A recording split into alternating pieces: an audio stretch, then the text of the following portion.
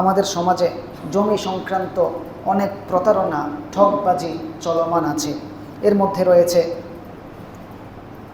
জাল দলিল তৈরি করা, নকল দলিল তৈরি করে জমি দখল করা, এরপরে আমার যতটুকু জায়গা এর চেয়ে আরও 2 হাত বাড়িয়ে জমির দলিল তৈরি করা, একই জমি একাধিকবার মানুষের কাছে বিক্রি করা, বায়না করা, এগুলো হারাম, প্রতারণা।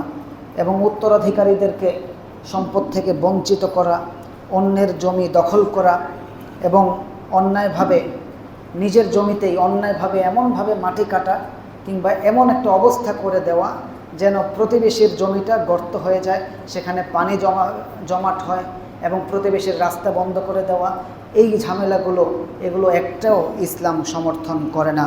এছাড়াও অন্যের জমিতে অনধিকার চর্চা, আবার আছে সরকারের সাথে ধোঁকাবাজি।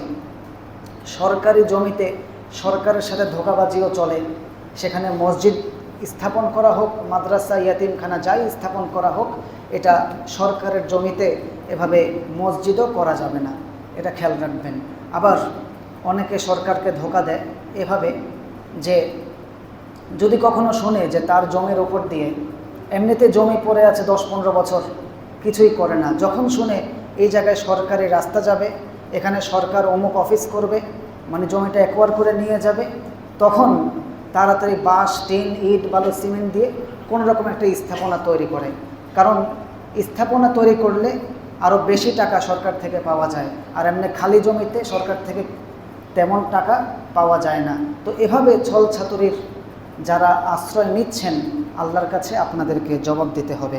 আরেকটা আছে অন্যের জমিতে অনধিকার চর্চা করা। অন্যের জমিতে অনধিকার চর্চা বলতে বোঝায় আপনি সারা জীবনের আয় ইনকাম দিয়ে জমি কিনেছেন, আপনি সেই জমিতে বাড়ি করতে যাবেন, কোদালের কোপটা দেওয়া মাত্রই দেখবেন একদল লোক এসে হাজির, আপনার কাছে চাঁদা দাবি করবে, চাঁদাবাজ, এরা আপনার কাছে হাজির। আরে আমার টাকা দিয়ে আমি জমি কিনলাম, এখানে বাড়ি করার অধিকার আমার, তাদেরকে কেন চাঁদা দিতে হবে? এই চাঁদাবাজ আমাদের সমাজে আছে। আরেক ধরনের ব্যবসায়ী চাঁদাবাজ আছে, এরা আপনি আপনার জায়গায় জমি করছেন, ভালো কথা, আপনি আপনার পছন্দ মতো ব্রিক ফিল থেকে ইট কিনবেন, আপনার পছন্দময় দোকান থেকে যেখানে আপনার সহজ হয়, ভালো লাগে, সেখান থেকে আপনি বালু, সিমেন্ট, রড ইত্যাদি কিনবেন, কিন্তু এরা আপনাকে সেটা কিনতে দেবে না। তাদের পছন্দময় দোকান থেকেই, তাদের কাছ থেকেই রড, বালু, সিমেন্ট কিনতে হবে এবং তাদের কথা অনুযায়ী আপনি বাড়ি করতে হবে। এই হচ্ছে আমাদের সমাজের অবস্থা। এই ধরনের যারা চাঁদাবাজি করে, সিন্ডিকেট করে, আপনি তাদেরকে চিনে রাখবেন। চিনে রেখে কি করবেন? বাংলাদেশের আদালতে যে জায়গা জমির মামলা মোকদ্দমাগুলো চলে, 3 পুরুষ কবরে চলে গেলেও রায় হয় না, কিন্তু আমাদের একটা জায়গা আছে, একটা আদালত আছে, সেখানে মামলা পেশ করলে এটার রায় হয়, তবে রায়টা হবে আখেরাতে। সেই আদালত, আল্লাহর আদালতে বিচার দিয়ে রাখবেন, তাহলে ইনশাআল্লাহ সেই আল্লাহর আদালতে বিচার কার্যে কোনো ধরনের ধোঁকাবাজি, কোনো ধরনের জুলুম চলবে না এবং আপনাকে টাকাও খরচ করতে হবে না, কোনো আইনজীবীর পেছনেও ছুটতে হবে না।